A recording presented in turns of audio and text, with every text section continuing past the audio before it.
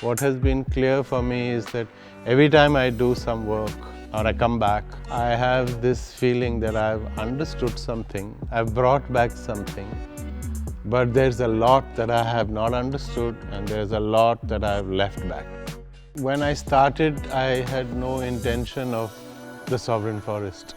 I also had no intention of an exhibition. I didn't even know that. What I was really concerned about was making the film The Scene of Crime.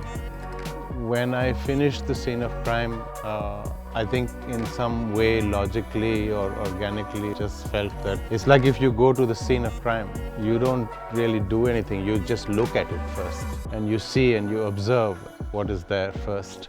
And that's what The Scene of Crime was about, looking at a terrain that was supposed to be destroyed. So prior to erasure, all earmarked for acquisition, destruction, takeover. Just like when you are at a scene of crime, there are more understandings that you develop.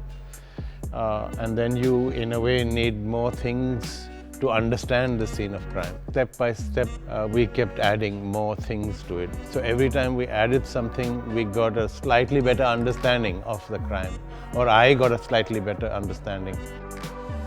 It's very hard to understand what is happening. I mean, even if you look around in the world just now, it's very hard to understand why is there this kind of multiplication and continuation of destruction, in a sense, of consumption and destruction.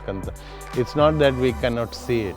We can see it, but it's still happening. So are we seeing it, or are we not seeing it, or are we saying something and not sure what it is, or do we want it to happen? So you can see that there is a process of acquisition and there is a process of consumption. Areas that are very rich in biodiversity, areas that are very rich in mineral resources have been targeted, consumed. Sometimes you think that it's minerals that is the only target, but it's not so. It's pretty much everything that is a target. But alongside that, sometimes you see in various places, people, local communities resisting it.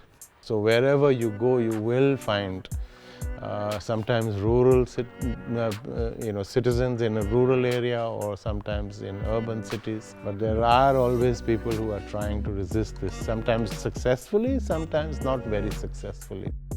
I saw that over decades, many activists, students, mothers, family members, they collected all kinds of evidence. Whatever, a sentence, a piece of paper, a cloth, a photograph, and they collected this over many, many years. And it struck me that in the face of so much hopelessness and so much brutality, yet they kept on collecting. And they were collecting because they had hope that one day there will be justice and one day we will present this evidence. And when you look at that evidence, you see that it has great value, but that piece of evidence has no value in our law as a legal, valid, permissible form of evidence. So I felt that there has to be another way to understand the scale of the crime, the meaning and the implications of the crime. Poetry in many forms gives you certain kinds of insights into the crime that you normally don't or usually don't get.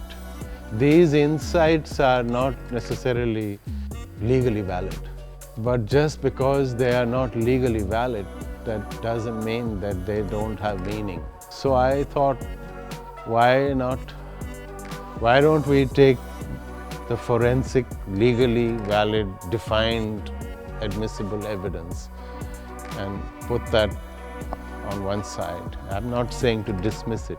And let's put poetry and other alternative forms and other forms of understanding the crime as evidence alongside it. And let's see the difference in comprehension. So, in order for us to do anything actually of any value, it's necessary to understand.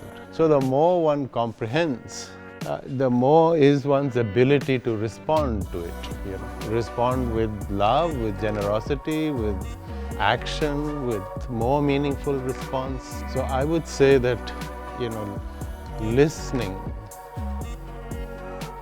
is not something that an activist needs to do.